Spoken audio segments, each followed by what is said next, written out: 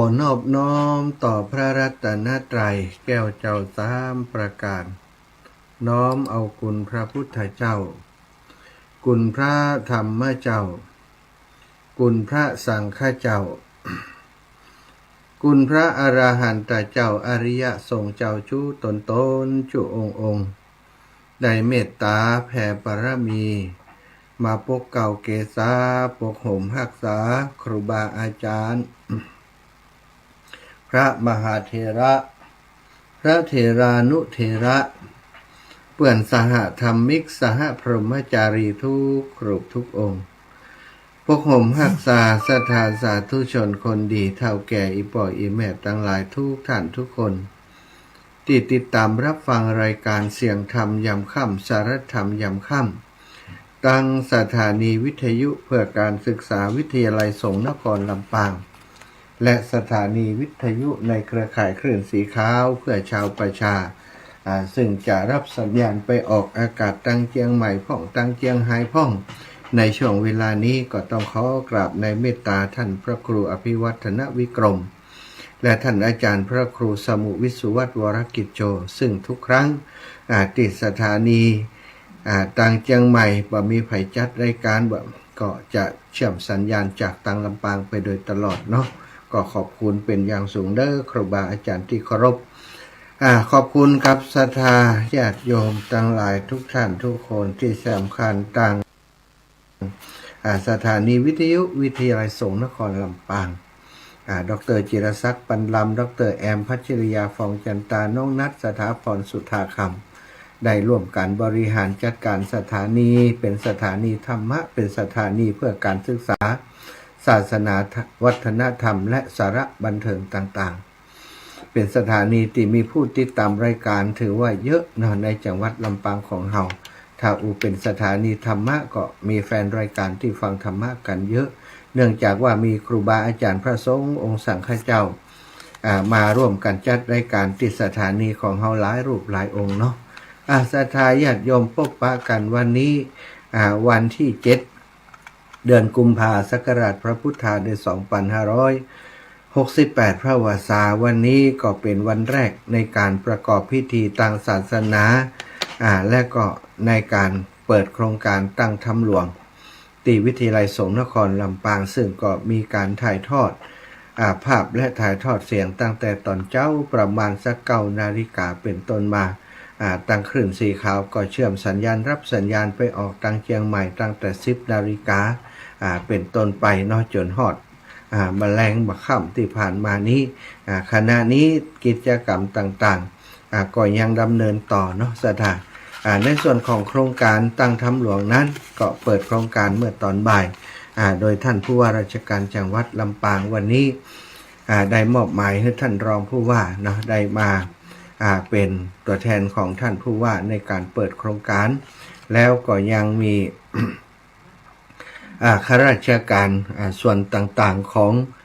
จังหวัดลำปางซึ่งก็ถือว่าเป็นแม่งานร่วมกันเพราะเป็นโครงการของจังหวัดเนาะโครงการตั้งธรรมหลวงนี้โดยร่วมมือกับทางวิทยาลัยสงฆ์นครลำปางอาตมาว่าได้อยู่ร่วมในช่วงของพิธีเปิดสถานเนื่องจากว่าในช่วงเวลานั้นได้ไปเป็นพระสวดนะพระพิธีที่วัดพระเจดีย์เซาหลังร่วมกับครูบาอาจารย์ท่านพระครูสาธรวัดต้นมือนะก็ไปสวดที่วัดพระเจดีย์เซาหลังเนื่องจากวันนี้คณะสงฆ์จากจังหวัดน่านได้มาบำเพ็ญกุศลเนื่องในงานศพของพระเดชพระคุณหลวงปู่พระราชจินดานายกก็ไปเป็นพระสงฆ์พิธีให้เปิ่นเนาะสถาน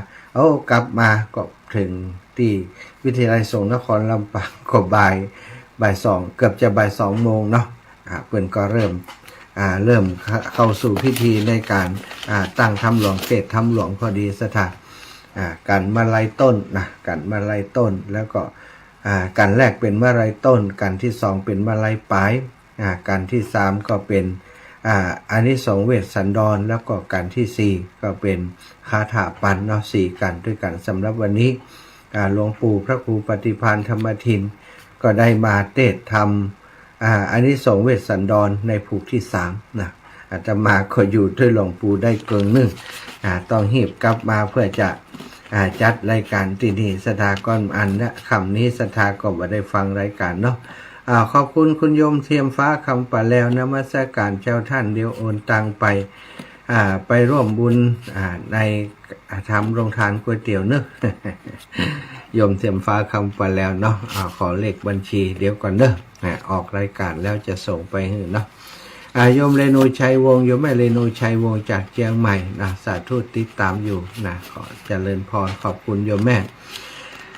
ศรัทธาพบปะกันแล้วปะกันไว้พระสวดมนต์กันเดียวจะได้สนทนาอุจากันต่อไปเนาะกราบพระพร้อมกันเนอะกราบหนึ่งพุทโธเมนาโถ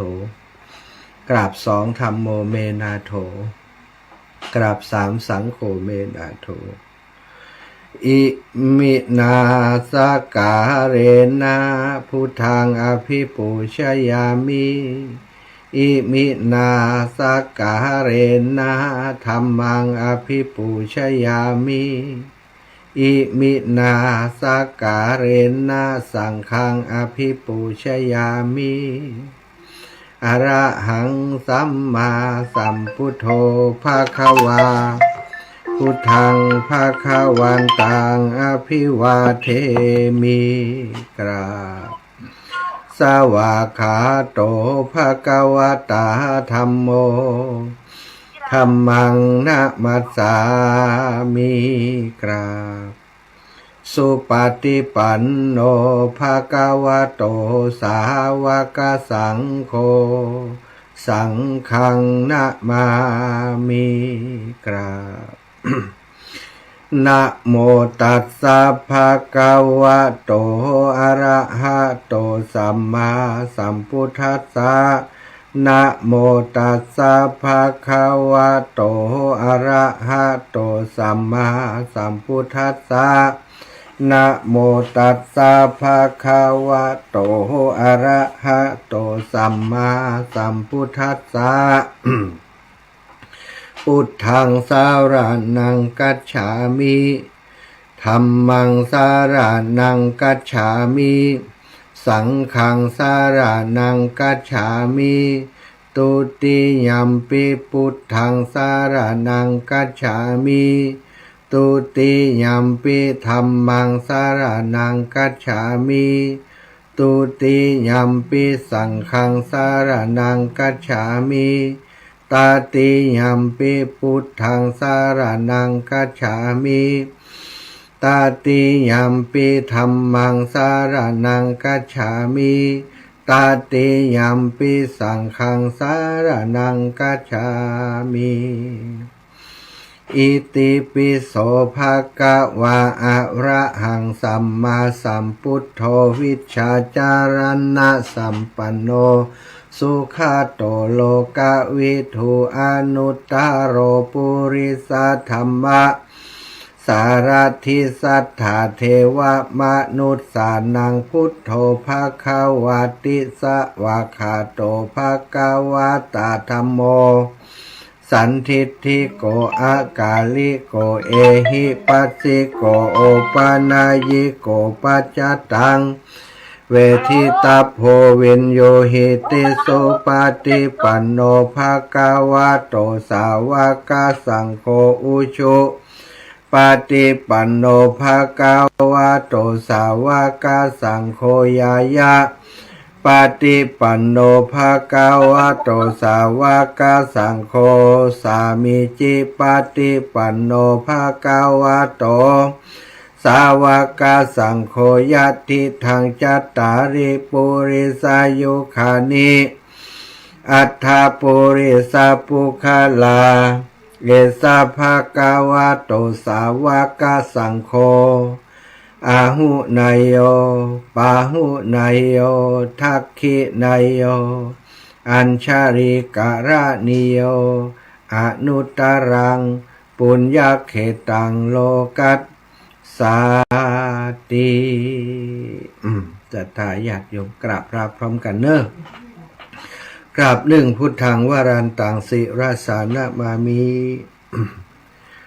กราบสองธัมมังวรันตังสิราสานะมามิกราบสามสังฆังวรันตังสิราสานะมามิ ศรัทธาไหว้พระสวดมนต์กราบพระเรียบร้อยแล้วนะลำดับต่อไปก็จักได้สนทนาอุจาอย่างสารธรรมในยามค่ำนี้กับศรัทธาญาติโยมอันว่าสารธรรมนั่นก็คือสิ่งที่ประกอบไปโดยสาระสิ่งที่ประกอบไปโดยประโยชน์ธรรมเทศนาของพระพุทธเจ้าก็ดีตลอดถึงวัดปฏิบัติเกี่ยวกับทานศีลภาวนาก็ดีสิ่งเหล่านี้คุณงามความดีตั้งหลายเหล่านี้ถือว่าสิ่งอันเป็นสาระสิ่งอันเป็นประโยชนะที่ควรรับทราบควรรับรู้วันนี้อาตมาภาพพระมหาสมชาติชาตปัญโยก็คงจะได้นำเรื่องราวกิจกรรมอันดีงามต่างๆที่ครูบาอาจารย์พระสงฆ์นักเผยแผ่พระพุทธศาสนาจังหวัดลำปางโดยการเคลื่อนงานของวิทยาลัยสงฆ์นครลำปางท่านผอ.วิทยาลัยสงฆ์นครลำปางท่านอาจารย์พระมหานพดลสุวรรณเมธีเจ้าอาวาสวัดบรรพตสถิตซึ่งก็เป็นวัดที่อาตมาได้มาอาศัยปุญญาบารมีของท่านอาจารย์ได้มาพึ่งพาอาศัยปฏิบัติธรรมมาร่วมพัฒนาอยู่ที่นี่ท่านอาจารย์เป็นเจ้าคณะอำเภอวังเหนือเป็นประธานสงฆ์เผยแผ่พระพุทธศาสนาจังหวัดลำปางแล้วก็เป็นผอ.ผู้อำนวยการวิทยาลัยสงฆ์นครลำปางตัวท่านอาจารย์ใหญ่ก็ได้มีดำริเริ่มอยากจะนำการตั้งธรรมหลวงหรือว่าเทศมหาชาตินี้ไปจัดที่วิทยาลัยสงฆ์นครลำปางอย่างน้อยก็สักครั้งหนึ่งเพราะว่าปีนี้ท่านอาจารย์ก็มีความดำริมีความปรารภอยากจะทำบุญหอประชุมของคณะสงฆ์จังหวัดลำปางซึ่งตั้งอยู่ที่วิทยาลัยสงฆ์นครลำปางถวายเป็นทักษิณานุปทานกิจกับพระเดชพระคุณหลวงปู่พระราชธรรมาลังการอดีตผู้ก่อตั้งอดีตผู้อำนวยการวิทยาลัยสงฆ์นครลำปางสถานที่ปรึกษาของวิทยาลัยสงฆ์นครลำปางเป็นพระมหาเถระที่มีคุณูปการต่อวงการการศึกษาของพระสงฆ์องค์สังฆเจ้าในจังหวัดลำปางซึ่งหลวงปู่เนาะก็ได้ลูกศิษย์ลูกหานำเท่ากระดูกของหลวงปู่ไปบรรจุไว้ที่วิทยาลัยสงฆ์นครลำปางโดยปีที่ผ่านมาได้ทำการพระราชทานเพลิงศพรู้สึกจะเป็นช่วงเดือนนี้เนาะสถาปีนี้ก็เท่ากับว่าครบรอบปีที่จะต้องทำบุญให้กับหลวงปู่ก็เลยได้นำโครงการตั้งธรรมหลวงไปจัดขึ้นที่วิทยาลัยสงฆ์นครลำปางที่เกาะคาหลวงปู่ผู้เป็นผู้ที่มีความชื่นชอบฟังตอนที่ยังดำรงธาตุขันธ์อยู่เนาะยังมีบาปแผงแห่งมีอยู่ไปนั่งฟังที่เปิ่นเทศธรรมมหาจารย์สถานที่ศาลหลักเมืองนาพระเจ้าองค์ดำที่ศาลหลักเมืองหันทุกปีแล้วก็นั่งฟังจนจบสถานครับจะลุกไปก็ไปเข้าห้องน้ำไปฉันแล้วก็มาฟังต่ออย่างนั้นปฏิบัติอยู่อย่างนั้นตลอดต่อมาเนาะเมื่อมหาวิทยาลัยสงฆ์นครลำปางนี่ก็เลยได้ตีไผ่โทรมามาฮับสายเนอะอันนี้มันตายเปิ่นบอกฮู้ว่าเอาโทรศัพท์เครื่องนั้นจัดไว้ก่อนนะแม่แอดมาตาเตือนเนอะตาน้ำมีไผ่บอกเปิ่น7464ก็ได้นำมาจัดที่วิทยาลัยสงฆ์นครลำปางเนอะสถานแรกเลยS7464ปีนี้ก็จึงเป็นปีถือว่าเป็นปีแรกเนาะที่นำการนำโครงการนี้นะมาจัดที่วิทยาลัยสงฆ์นครลำปางอาตมาภาพเองก็ว่าการที่นำไปจัดที่ห้างนี้ค่อนข้างจะลำบากในเรื่องการเดินทางอยู่เหมือนกันศรัทธาญาติโยมถ้าบาดใจแต้นี่ก็ไปกันเนาะอย่างวันนี้นี่ก็มีผู้ติดตามไปฟังรายการไปฟังเทศในไปฟังการเปิดโครงการไปร่วมกิจกรรมเปิดโครงการและไปฟังเทศในวันนี้ก็บ่ค่อยเยอะต่อใดก็คงจะเลือกว่าไปถ้าไปวัน ถ้าไปวันนี้วันพุธก็บ่ได้ไปซึ่งก็มีกลุ่มหนึ่งถึงไปวันนี้แล้วปรากฏว่าวันพุธเปิ่นมีงานก็คือกลุ่มของศรัทธาพี่น้องตังบันฟ่อนเปิ่นมีงานศพอีนะ2-3 งานที่จะต้องช่วยกันทำก็บ่ได้มาก็เลยไปวันนี้เนาะแล้วก็ศรัทธาส่วนใหญ่ในวันนี้ก็มีกลุ่มนิสิตนักศึกษาแล้วก็นักศึกษาจากสถาบันต่างๆได้มาร่วมกิจกรรมน่าจะเป็นราชภัฏดูแล้วเป็นผู้รักผู้ใหญ่ก็มาร่วมกิจกรรมแล้วหัวหน้าส่วนราชการพระนิสิตตึงคารวาสและบรรพชิตก็มาร่วมงานในวันนี้ตัวเนาะศรัทธาญาติโยมก็นาดบางตาเนาะแต่วันพรุ่งนี้อาตมาก็คิดว่าเท่าที่ได้อูจากันไปประกาศประชาสัมพันธ์ไปนั้นศรัทธาญาติโยมทั้งหลายก็คงจะมีมาร่วมกิจกรรมนี้กันนักกันหลายอยู่เนาะในเบื้องต้นนี้ก็ต้องขอบคุณล่วงหน้าไว้ก่อนนะศรัทธาอย่างใดก็ขอกำลังใจเนาะขอกำลังใจจากศรัทธาญาติโยมทั้งหลายที่เป็นแฟนรายการของคลื่นสีขาวของเฮานี้เนาะได้มาร่วมกิจกรรมกันเยอะๆนะถ้าศรัทธาบอกมาโอ้ครูบาอาจารย์ก็จะง่อมนะ ถ้าบอกมาหากันบอกมาช่วยเหลือกันบอกมาเยี่ยมยามกันเนี่ยโอ้เนาะจะง่อมหากันก็เลยว่าวันพรุ่งนี้เป็นกิจกรรมที่จัดขึ้นเพื่อให้ศรัทธาญาติโยมได้มาฟังเทศน์ในศรัทธาอู้ถึงว่ารายการนี้นี่จัดรายการขึ้นมาเพื่อให้ศรัทธาเป็นโอกาสที่ศรัทธาญาติโยมญาติโยมจะได้มาฟังเทศน์ฟังธรรมอย่างนะบ่ได้จัดขึ้นมาเพื่อจะได้หากำไรอย่างต่างๆเพียงแต่ว่าขอเป็นพระนิสงส์ที่ศรัทธาจะได้มาร่วมบุญร่วมกุศลด้วยกันมาร่วมฟังเทศน์ฟังธรรมกันเยอะๆนะได้เป็นการสืบต่ออายุพระพุทธศาสนาวันนี้นะก็มีหลายท่านหลายคนที่ไปปะกันพ่องก็ได้ให้หอมกับกิจกรรมในวันนี้อาตมาก็บอกว่าเอาไปหอมคนที่มีเลขที่บัญชีที่ฟังอันรายการอยู่ตลอดเลขที่บัญชีของวิทยาลัยสงฆ์นครลำปางก็โอนไปให้เลยนะอาตมาถ้ากรณีที่บ่มีก็บอกให้กรณีที่มีก็โอนไปที่วิทยาลัยสงฆ์นครลำปางเนาะฉะนั้นที่โอนไปถ้าส่งสลิปมาอาตมาก็จะประกาศที่นี่แต่ว่าถ้าบ่ส่งสลิปมาอาตมาก็บ่ฮู้นะศรัทธาญาติโยมแต่ว่าบางส่วนเปิ้นก็โอนมาที่อาตมาอย่างรายการนี้เนี่ยโยมน้องดารณีภาชีวันนี่ก็โอนมาที่อาตมาเพราะมีหลายรายการเนาะมีหลายรายการเจริญพรสมจิตอินทรวิจิตว่าอยู่เพกะจัดรายการจัดรายการอยู่กุฏิเนี่ยกะกลับมาแล้วมาจัดรายการบัใจดูในงานก็บ่อยู่นอกอยู่วัดบรรพตจัดรายการอยู่น้องลาว่างได้มีคนฝากทองมาเนี่ยว่าเลยอ่านไปเลย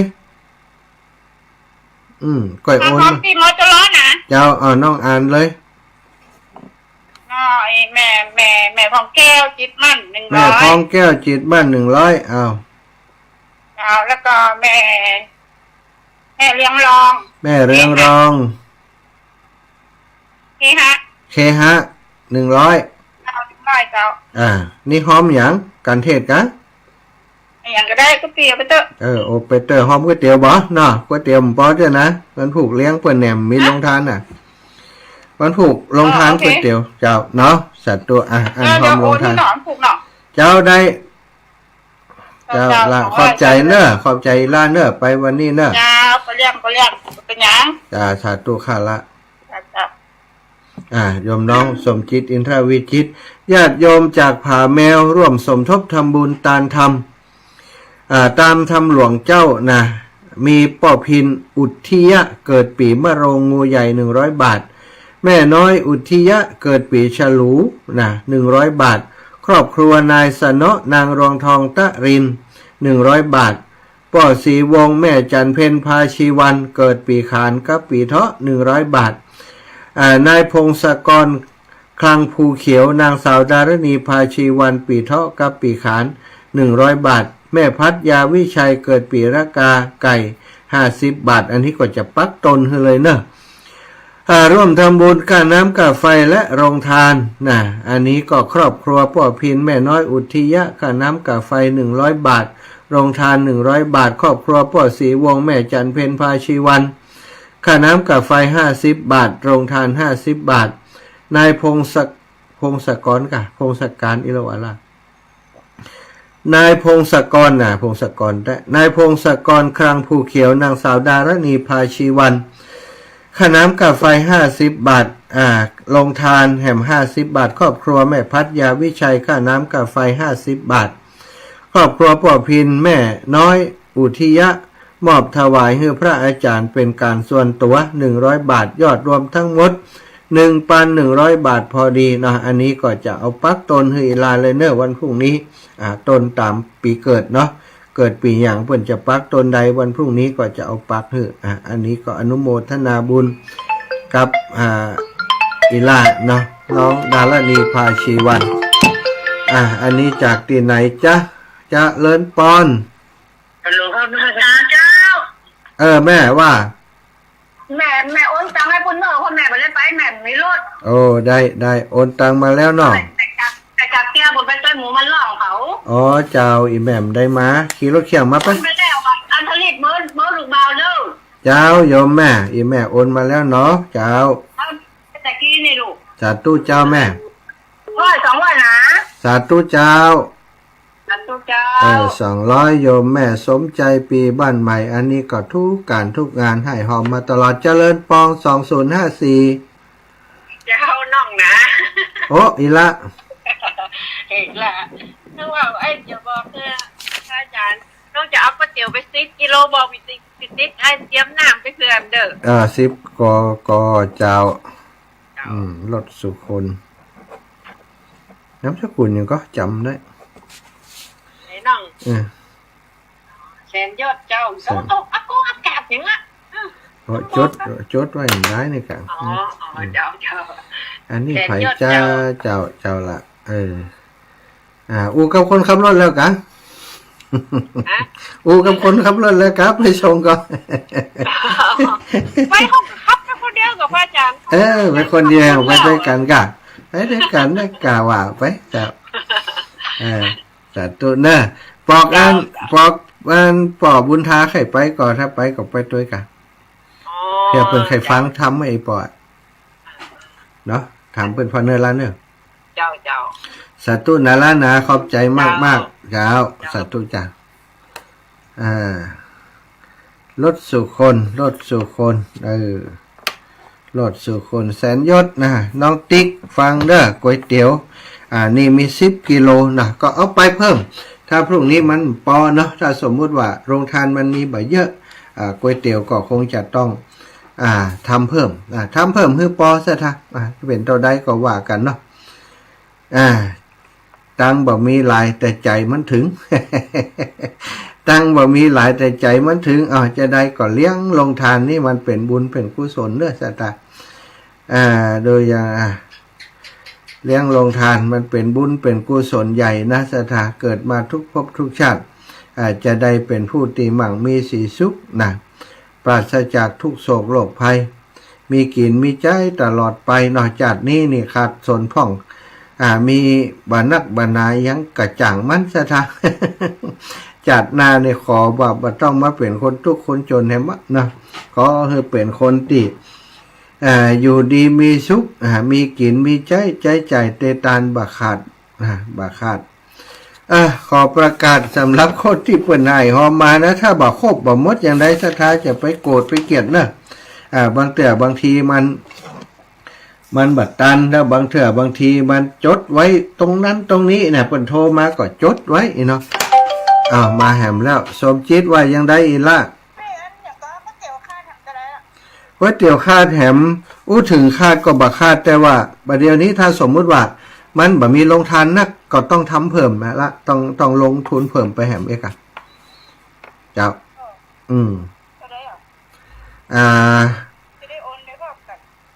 แล้วแต่ตัวถ้าไปบักบนบ่ได้อย่างจะเอาเจ้าอันเจ้าอีเดี๋ยวก็รบกวนน้องลานะกะน้องลา ตั้งใจจะหอมตัวได้หอมมะ อ๋อนะ ฮะ ได้กิโลแล้วเหรอ เดี๋ยวนี้ได้นกติ๊กก็ไปซื้อแล้วส่วนหนึ่งอันนี้ปีรถสุคน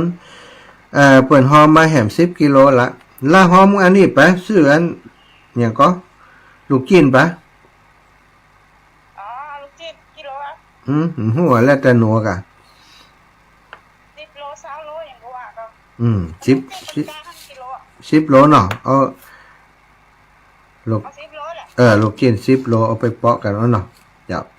ถ้าใส่มาเอาเนี่ย วันผูกคือเบิ่มแวะเอาก็ได้ต้องซื้อไปหันเนื้อผูกจะแวะเอาถ้ามีไผไปเอาทุกปีอย่าเดินทุดงไปเอาฮะ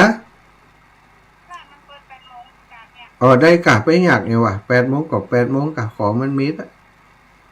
อ๋อที่ประมาณเนาะ เจ้าที่จะเข้าไปเอา เดี๋ยวนี้ถามงานที่ว่าครู ฮะ มันเสียวันไหน16 หลวงปู่เสีย16เดี๋ยวนี้อัน10พอวันเดี๋ยวนี้ข้าจะเอาลงทาน2 วัน15กับ16พอก่อนว่า15นี่ต้องจ่วยเปิ้นว่า ไปวันไหน ฮะ มุนน้องนี่คือไปวันไหน ไปคือไปวันไหน ถ้าน้องใครไป15ก็ไป15แต่ว่า16มันสำคัญเนาะล่ะเนาะ15นี่วันดาคนก่อนนักเนาะแล้วก็น้องถ้าจะให้เลือกถ้าน้องจะไปได้วันเดียวก็ไป16น่ะ แล้วหน้าเขา15จ้ะ อ๋อล่ะดีกะ16น้องไปไหน 16มันยุ่งหลายอย่าง อ๋อ จ้ะ ใหญ่ๆยังอย่ากินข้าวด้วยกะ วันนี้ขอโทษเขาหอบมาบ้าน ไปโขดมันไปด้วยกันอย่างอันถ้าทำใจ ใจอันของเรามันมีอันอยากมีองค์กุมารอยาก อ๋อเปิ้นจะอยู่กะเปิ้นฮบ ใครดูคนมาเตี่ยแล้วเขาหอบมา แต่ยังฝากทุกปีไว้ ย้ำฝากทุกปีไว้บอกเปิ้นอยู่กับทุกปีนี่บอกอีกอ่ะบอกเปิ้นนะกำนี้นะ แก่นท้องเนาะ โคตรอีอ๋อ แก่นท้องหอบมา ไปโคตรย่างเหียหายโคตรเนี่ยเอาขนมจุ้ยเหียกันย่างกะน่ะเจ้า เอานะกะไปอยู่พุ่นนะกะได้ปูน่ะ สัตว์เจ้าละ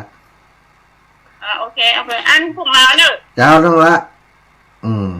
เดี๋ยวโทรหาพี่เบิ่มก็ได้ เจ้า ก็หมูก็ควายนะ ฮะโอ้อีล่าไปถามนี่พี่ไปตัดสินใจ เดี๋ยวตัวเจ้านี่จะเอาแล้วแต่หนูแล้วแต่หนูเจ้าหมาหน่อยเฮ้ยนะแล้วก็มีสถาญาติโยมที่เปิ้นฝากหอมมา แต่เจ้าจดมาตันสถาคนนักก็เลยว่าอีแม่เฮาจดมาตันมาบอกชื่อมาอีกกันนะนี่บอกชื่อเนอะจ้าแล้วก็ปิดสีมะลงหัวใหญ่100จ้า 100 บาทปีมะลงนี่ได้ปีมะลงนี่ของไผปีละกาของไผไหม ปีละกานี่อรพันธ์บุตรท่วมนะเจ้า อรพาบุตรท่วม บุตรท่วมจ้า อรพันธ์เนาะ จ้าอรพันธ์บุตรท่วมจ้า บุตรท่วม แล้วก็ปีแคมปี นักการเทศนี่ของแม่ย้ายสิวเนอะเจ้าเนอะ การ ปีมะลงนะเจ้า แม่ปีมะลง หัวใหญ่ ไป จ้า จ้ะ แล้วก็อันลงทาน200เนาะเคยลงทานก็เจ๋วเจ้า จ้ะ 200แล้วที่ป่าประทีปนั้นป่าประทีปก็มีนายมณิตนางเพ็ญแข200เจ้า2 คนจะบุตรท่วม เจ้านี่เป็นแก่บุญท่วมเนาะ เจ้าแล้วก็อรพันธ์บุตรท่วม100ป่าประทีปจะ เจ้า แล้วยายสิวเพชรบุตรเนี่ย100เจ้า เจ้ายายคือเพชรบุตร100 อันบอกคือเป็นว่าเป็นมีลงอันมีงานที่เปิ้นน่ะมหาไรเปิ้นน่ะแล้วเปิดกันรวบรวมเออ เจ้าอีแม่ เจ้า เรียบร้อย ในของพ่อมาที่วัด เรียบร้อยเนอะลายที่เรียบร้อยแม่ถนอมน้ำมะวง บอกได้ไหม มีแม่สมพรร่วมถวายประทีปนะคะถวายประทีปแม่สมพรใจเรือบ้านปงใต้60 บาทเนาะแล้วก็แม่เหนียว10,000ถวายประทีปบ้านปงใต้100 บาท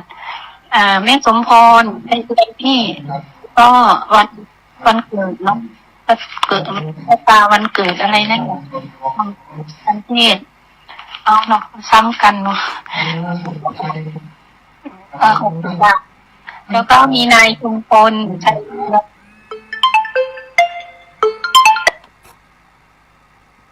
อ้าวไม่ต่อนี่อันนายชุมพลแล้วใครต่ออ้าว มันเกิดแต่นี่ไม่จำปีไม่ต้องตัดเขาเขียนวันเกิดที่15อย่างนี้แหละ100 บาทค่ะ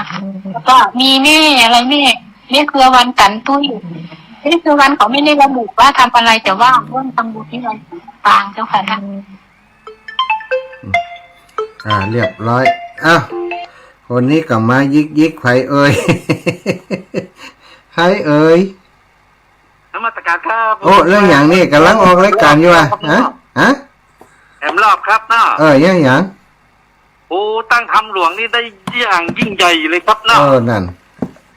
ผมฟังตลอดเลยครับเนี่ยกำลังฟังเนี่ยครับเนาะดีแล้วโอ้ยิ่งใหญ่ครับหมอจรลำปางเนี่ยครับเนาะยิ่งใหญ่สาธุเนอะโอ้นมัสการครับสาธุนั่นอันนี้ยิ่งใหญ่อย่างเดียวเอาละสัทธาพอคำกำเอาแม่ถนอมตะกี้น่ะเพิ่มเติมอย่างของแม่ถนอมนี่ไม่ต้องปัดเทียแล้วก็จะเอาไปถวายนู่นแหละค่ะใส่ซองไปแล้วก็ทั้งหมดทั้งสิ้นก็เป็นเอาไปถวายนู่นนะเจ้าค่ะคืออะไรมาซองเรียบร้อยอันนี้ก็ประกาศควรท่านเผื่อท่านอยากไปที่ออกประกาศเพราะว่าวันนี้มีโอกาสออกประกาศเนาะ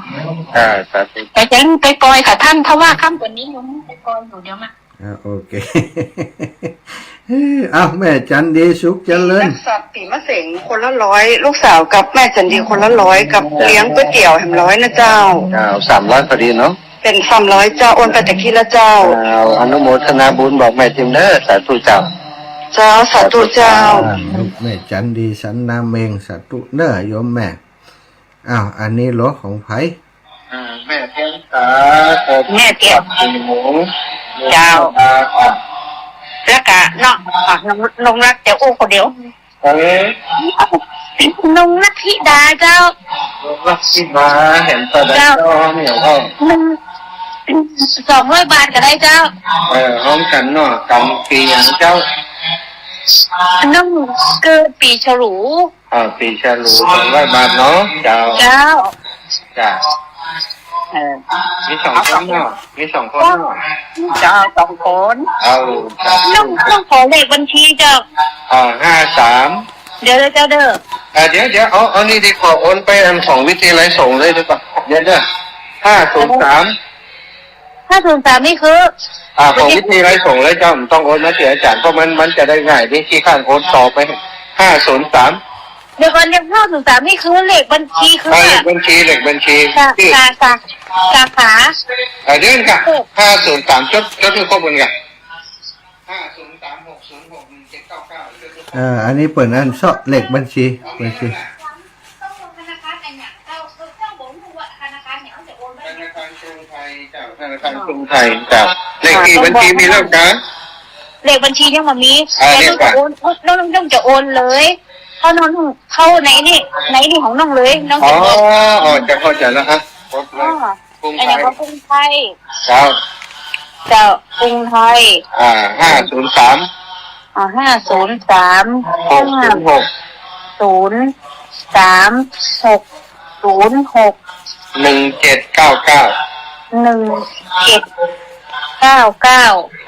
จะถัดไป300 บาทจะ300 บาทต่อไปแล้วก็กองการศึกษาพัฒนาใช่พัฒนาจะอันนี้จะโอเคจะ300 บาทจะยืนยันจะโอนมาแล้วเจ้าสาธุเจ้าอนุโมทนาบุญเจ้าสาธุเรียบร้อยเนอะอนุโมทนาบุญโอนไปที่วิทยาลัยส่งเป็นที่เรียบร้อยนะอันนี้มีแหมของไผเอ่ย ยายเทียมตาเกิดปีชวดปีนู้นเนาะ ยายเทียมตาแล้วล่ะแม่ปราณีห้วยฮี ทำไมบอกไม่ละ เอาก๋วยเตี๋ยว100แล้วก็กันเทศ100เจ้า แม่ปราณีนะครับวงไทย เจ้า จ้าสาธุแม่แน่ เจ้า แม่ปราณีวงชัยพี่น้องบ้านห้วยฮีขอบคุณหลายๆแม่เฉพาะตันคำพะเยาแม่แพงใหม่เรายาวนี่แม่เฉพาะตันคำ แม่ นี่ เฉพาะ100แม่บัวลอยบุญวง100เจ้าแม่ขันคำขันแก้ว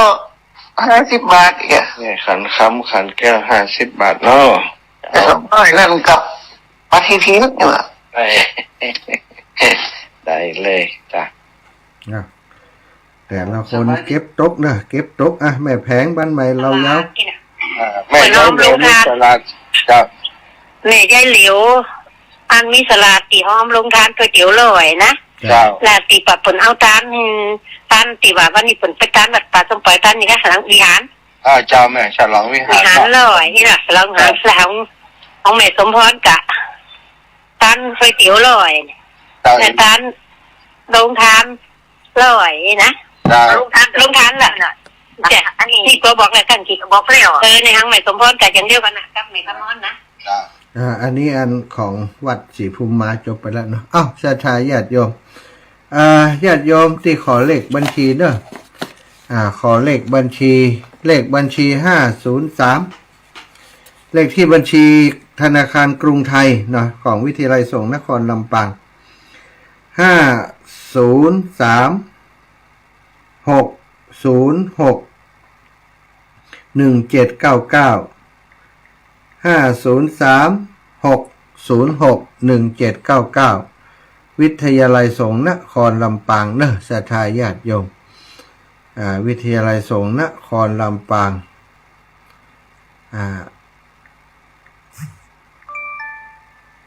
503-606-1799วิทยาลัยสงฆ์นครลำปางเนาะศรัทธาญาติโยม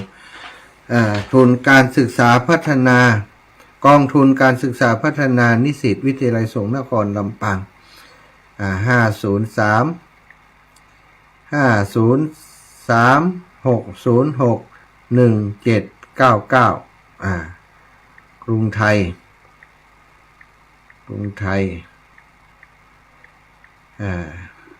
กองทุนพัฒนานิสิตกองทุนการศึกษา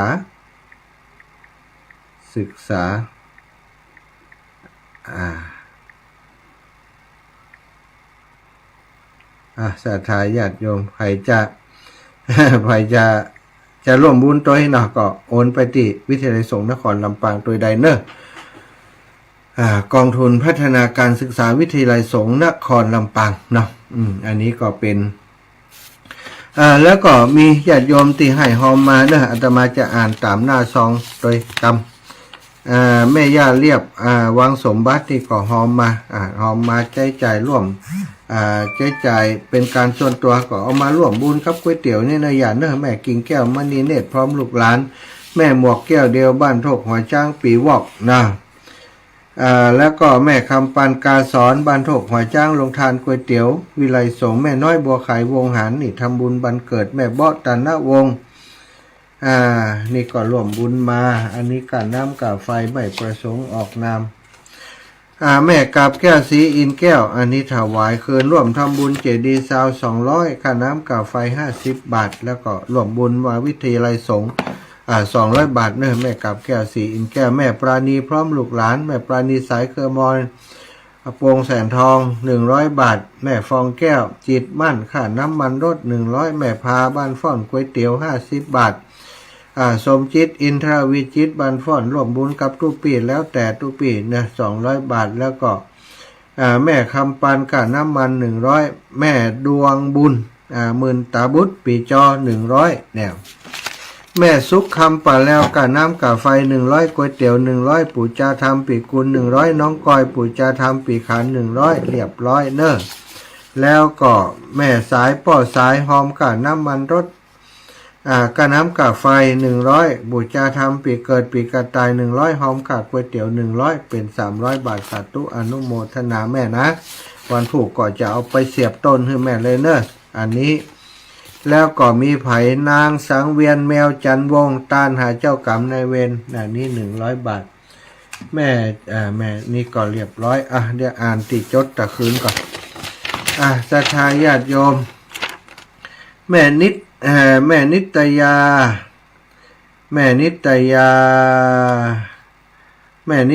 ได้มูเนอร์นิ่มได้นำสกุลจับนิตยาปินตาคำหรือว่านิตยาจินดาภูมิแน่ใจปีมะลงแม่นิตยาที่ปีมะลงนะก๋วยเตี๋ยว100แม่นิตยาจินดาภูปีมะลง100แล้วก็ก๋วยเตี๋ยว100นางสาวระดารินกรสวรรค์ปีวอก100นางสาวชนัทธิดากรสวรรค์ปีละกา100แม่เพชรชลาพรมใจปีฉลู100ก๋วยเตี๋ยวแหม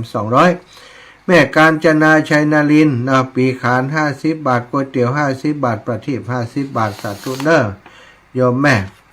โยมน้องรถสุคนตะกี้สดร้อนหอมก๋วยเตี๋ยวมา10 กิโลสาธุอนุโมทามิอิละแล้วก็วันนี้ป้อนานมีใจแก้วแดงทำบุญใส่บาตรเนาะร่วมทำบุญใส่บาตรมาแม่สมบูรณ์วงแสนปีฉโล100 บาทแล้วก็แม่แก้วกันตะมาปีละกา100 บาทแม่แก้วดีภูเทพปีกุล100 บาทแม่สมกริยาปีกุล100 บาทแม่วินบุญเลิงปีขาน100 บาทแล้วก็แม่จันดีท้ามณีปีขาน100 บาทแม่มีชัยพิญโยภาสปีละกา100ก๋วยเตี๋ยวแหม100อันนี้ก็จะเอาไปปักเลยเนาะอันนี้อยู่ในซองเรียบร้อยแล้วน้องแอนร่วมทำบุญกับพระอาจารย์สมชาติเนาะร่วมทำบุญก๋วยเตี๋ยวเนื้อลาแอนบ้านฟ่อน200 บาทแม่บัวคำพรมแก้วงามบรรทกหัวช้างลงทานก๋วยเตี๋ยว100 บาทป้อวิชัยแม่ชุมไผ่แก้วร่วมทำบุญมาเป็นน้องทกหัวช้างแหม100 บาทแม่คำปันกาสอนทกหัวช้างลำปางร่วมบุญกับพระอาจารย์ตาลออกวัดเจดีย์ซาว200อันนี้แยกไปวัดเจดีย์ซาวเนอะแม่ล่าใจแก้วแดง100 บาทร่วมบุญก๋วยเตี๋ยวครอบครัวแม่จันเพนเทพศิริร่วมบุญก๋วยเตี๋ยวแหม100ป้อนานมีแม่กิ่งแก้วมณีเนตรร่วมทำบุญก๋วยเตี๋ยวโดยพระอาจารย์สมชาตินะแม่อุไรวันนางสาวสุนีนางสาวอภิธัญญากรตานไปหาป่อหลวงใจแม่หลวงเทียนและญาติกาทั้งหลายทั้งหมดทั้งมวลเนาะพี่น้องบ้านเกาะขาร่วมบุญมาต่อใดบ่ฮู้ตังในบ่หันแล้วก็จะคืนจดไว้นี่แหมชุดนี่แหมชุด1อ่านก่อน แม่บัวขี้ถ้าโปแม่บัวเลียวชัยอุดแม่ถนอมนามวงแม่บัวลอยพงเทพรวมกัน400 บาทเนอะอันนี้ก๋วยเตี๋ยวแม่พัดชัยเมืองชื่นปีวัว100 บาททศพลชัยเมืองชื่นปีเทาะ100 บาทแม่คำล่าโปธามะโรง100 บาทแม่ติ๊บยะหัวฝายปีเทาะ100 บาทแม่เพียนแก้วแก้วหนองยางเนาะแม่เพียนแก้วหนองยางปีมะนะปีมะมีปีมะด้วยกะแม่นกะเนาะ 100 บาทก๋วยเตี๋ยว100 บาทแม่เฉลียวเพชรแสนงามก๋วยเตี๋ยว100 บาทมะโรง100 บาทแล้วก็แม่อัมพรบุญหมื่นสังเนาะตาลสังเขตติวัดจิดีซาว200 บาทปีจอ100 บาทกระต่าย100 บาทก๋วยเตี๋ยวแหม100 บาทแม่บุญมีหม้อสีใจบานมอ100 บาทแม่สุวรรณจันแสงทองบานนางแล100 บาทนางสาวยุพินทาตายุก๋วยเตี๋ยว100 บาทแม่เหรียญทาตายุสังที่วัดเจดีย์ซาว200 บาทแม่ตันพัดป้อมนะก็ร่วมบุญมา100 บาทแม่จันดีสุขเจริญสันนาเมงปีมะเสง100ก๋วยเตี๋ยว100นางสาวพิริยากล่อมจิตมะเสง100แม่เลือนคำอินดันชัยสังติเจดีย์ซาว100นางสาวนีรนุชสุริยะรังสีปีขาน100ประสิทธิ์สุริยะรังสีปีมะ100ลุงแม่สุแก้วนาหลานแม่คุณพีรพัฒน์น้องพีรพัฒน์ศรีสมุทร100 อะไรอีล่ะ นี่เพิ่มอันเพื่อนมันหอมมานี่มัน5 โลเจ้านงบุญรัตน์ นงบุญรัตน์ลูกจิ้นแหม5 โลเนาะอู้ดีละละ ไม่ใช่จ้ะเส้น เส้นล่ะอีน้องเอาลูกจิ้นเนาะ บุญ10 โล 10 โลอู้ ถูกมาเขาไปเบิ่งมาเอาเนาะ9 โมงเนาะ เจ้าโทรหากันเน้อน้องประสานกับพี่เบิ่มจิม เดี๋ยวน้องโทรให้เจ้า เจ้าสาธุทั้งละบุญรักษาอยู่ดีมีสุข แล้วก็พิระศรีสมุทร100สมพรกิจสยานุรักษ์กันเทศ100แม่เฉลียวมีฉลาด1 ปีกันเทศ100แม่คำออนรูปงาม100แม่ทองแม่นางคำอ้ายปีฉลู100แม่ล่าโยนิตปีกุล100แล้วก็ก๋วยเตี๋ยว100ปีแม่บุญศรีทรงศรีสกุลปีละกา100ก๋วยเตี๋ยว100วิจิตราทรงศรีสกุลปีมะแม่100ส่วนที่จะได้มิชื่อแม่นั้นอ่านไปวันก่อนแล้ววันนี้บ่ได้อ่านกล่องเป็นยังเนาะแม่เนาะเพราะว่าเดี๋ยวมันจะซ้ำกันไปซ้ำกันมาอันนี้อย่างอันนี้ดอกไม้นี่จบไปแล้วดอกไม้วัดศรีภูมิมาเนาะจบข่าวไปแล้วอันนี้ก็ถ้าตันก็จะอ่านตรงนี้แหมน้อยอันนี้ก็ป่อสมชายแม่แสงล่าอันนี้นี่วันนั้นเปิดไปบิณฑบาตเปิดฮอมาก็เลยมาร่วมบุญกับก๋วยเตี๋ยวแม่ขจรสารปีร่วมบุญมจรเนาะก๋วยเตี๋ยวเนอะพร้อมครอบครัวเนี่ย200 บาทแล้วก็ครอบครัวสุชาติก็200 บาทเนาะอย่างละ100เนอะมจร100แล้วก็เจดีซาว100เป็นอย่างละ100จากเชียงใหม่แม่บุญไรพงพิงจากอำเภอพร้าวรวมบุญมา100อันนี้เป็นก๋วยเตี๋ยวเนอะแม่กาบแก้วสีอินแก้ว200แม่แก้วสิงแก้ว200แล้วก็ปีมาแหม200สมคิดแม่สมคิดราชบุรุษเปิ่นฝากเอาสตางค์ไว้เนี่ยนะตะกี้เปิ่นมาแหม200ก็เท่ากับว่าแม่สมคิดนี่จะเป็น300เนอะแม่ชื่นกันทัตตานแหม200แม่สุแก้วสอนศรีนุสร100แม่เพญณรำปูน100แม่ยานางคำอ้ายจากเวียงปะปอแหม100แม่บานเย็นจันตะวงปิฉลู200แม่ศรีสุรินทวงศ์100แม่เลื่อนคำตาเล็บ200แม่อำพรบุญหมื่น100แม่ประพินนอกแก้ว200อันนี้ร่วมบุญปีเกิดด้วยเนาะปีฉลูกับปีเถาะอย่างละ100แม่ลุนเตยา100แม่จันสมมโนวัง100แม่เพ็ญศรีจินดาพันธ์100แม่สายป้อสายอันนี้อ่านไปตะกี้แล้วเนอะสังเวียนอันนี้ก็อ่านตะกี้จดไว้2 ตีกันนะจดไว้ในสมุดตัวแล้วก็อยู่หน้าซองตัวสาธุอนุโมทนากับศรัทธาญาติโยมแล้วก็อันนี้ไปเจดีย์สาวบ่อ่านแต่เนอะเจดีย์สาวเอาละเนาะศรัทธาการทำการเทศแม่จันฟองผู้ชื่นปีเทาะ100บ้านสำเภาแม่บัวไขกิ่งก้ำ100แม่บนเตชะนัน100สุภาพรอินทรี100แม่อุไรวันทำแม่อุไรวันพี่ธัญญากร100สมจิตรวิจิต100อันนี้พร้อมหลายรอบอีกตัวล่านี่แม่คิมศรีอินแก้ว100ตันทำกันเทศเนาะติเกาะคานี่รวมกันทั้งหมด700แม่เพญณรำปูน100แม่ปีแม่นวลแม่นวลยอดคำปัน100แม่ซุกคำปันแล้ว100อันนี้เฉพาะแยกออกไปเนอะแม่อย่านวลถ้าฟังอยู่ก๋วยเตี๋ยวก็มีกันเทศก็มีอย่างก็มีอันนี้เฉพาะกันเทศแม่น้องก้อยคำปันแล้วเสือ100แม่เลื่อนคำตาเทพฉลูแหม200แม่ซิมมุนิมินิวแก้วปีชวด100สายันคำเชื้อปีมะเสง100เนาะก๋วยเตี๋ยวแหมเนาะแล้วก็มะเสง100อันนี้อย่างกันการเทศเนาะ200ธนกมลคำเชื้อปีมะเมีย200ธนพัฒน์เรียบร้อยอ่านเร็วไปหน่อยเนอะศรัทธาได้ฟังก็เพราะเนาะส่วนที่อ่านไปแล้วก็แล้วไปแล้วนะถ้าจะได้มีชื่อแม่ก็หมายความว่าอ่านไปวันก่อนแล้วเนาะถ้าอ่านซ้ำก็จะเปลืองเวลาคนฟังวันนี้ได้กับประกาศรายชื่อเนาะศรัทธาขอสุมาอภัยหลายคนเวลาจะมาจัดรายการท่านอาจารย์จะฟังธรรมผมได้ฟังช่วงที่มันมีการมีงานอย่างนี้อาตมาขออนุญาตเพราะว่าจะต้องสนองงานครูบาอาจารย์โดยศรัทธาใจสถานีของเพื่อนมีการมีงานอย่างนี้ดับปิงบอกโฆษณาประชาสัมพันธ์บอกอุจจาถึงเพื่อนเลยก็เดี๋ยวเพื่อนจะปลดอาตมาออกจากสถานีให้หมดนะก็จำเป็นจะต้องช่วยเหลือกันอย่างนี้เป็นกิจกรรมที่สำคัญ เป็นงานสำคัญของจังหวัดโดยสถาน